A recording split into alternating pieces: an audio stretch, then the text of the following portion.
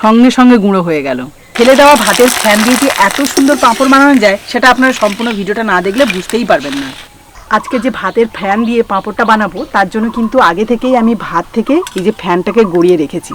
পাঁপড়টা যাতে স্বাদটা আরও ভালো আসে তার জন্য আমি দিয়ে দেবো 1 চামচ জোয়ান, কিছুটা ধনেপাতা কুচি, 2 চামচ মতো ময়দা দিয়ে দিচ্ছি। এবার এটাকে ভালো করে মিশিয়ে নেব।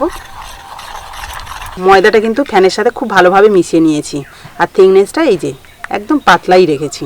এবার এর মধ্যে দিয়ে দেবো অল্প পরিমাণে নুন, দিয়ে দিচ্ছি প্রায় 1 চিমটি মতো খাওয়া সোডা। এতে করে কিন্তু পাঁপড়টা খুব সুন্দর ফুলবে। ভালো করে মিশিয়ে নেব। কড়াইতে দিয়ে দিচ্ছি বেশ কিছুটা জল।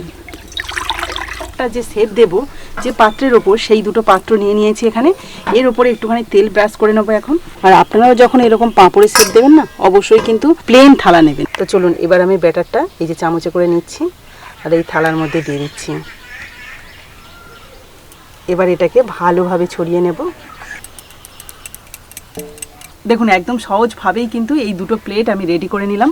আর এদিকে দেখুন জল যে গরম করতে দিয়েছিলাম ভালোভাবে গরম হয়ে বাষ্প উঠছে। আর এই যে বাষ্পটা যে উঠছে ওর ওপরেই কিন্তু আমি এই প্লেটটা রাখছি। প্রায় 45 সেকেন্ড হয়ে গেছে। এবার ঢাকনাটা খুলে নেব।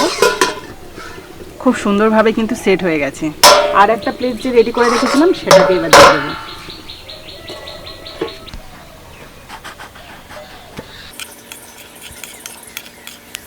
দেখুন কত সুন্দরভাবে উঠে এলো।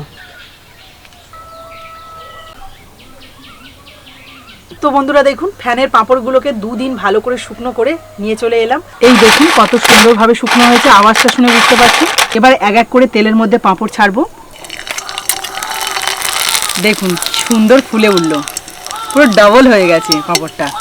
আর কয়েক সেকেন্ডের মধ্যেই কিন্তু সুন্দরভাবে ভাজা হয়ে গেছে। আমি যদি সঙ্গে সঙ্গে খুন্তি দিয়ে এটাকে ঠিক করে নিতাম তাহলে কিন্তু একদম গোল হতো। আরও একটা পাঁপড় ছাড়ছি। এই দেখুন কত বড় হয়েছে, দেখুন পাঁপড়টা সেকেন্ডের মধ্যেই পাঁপড় ভাজা হয়ে যাচ্ছে। আর দেখুন ফ্যানের পাঁপড়টা কত সুন্দর দেখতে হয়েছে।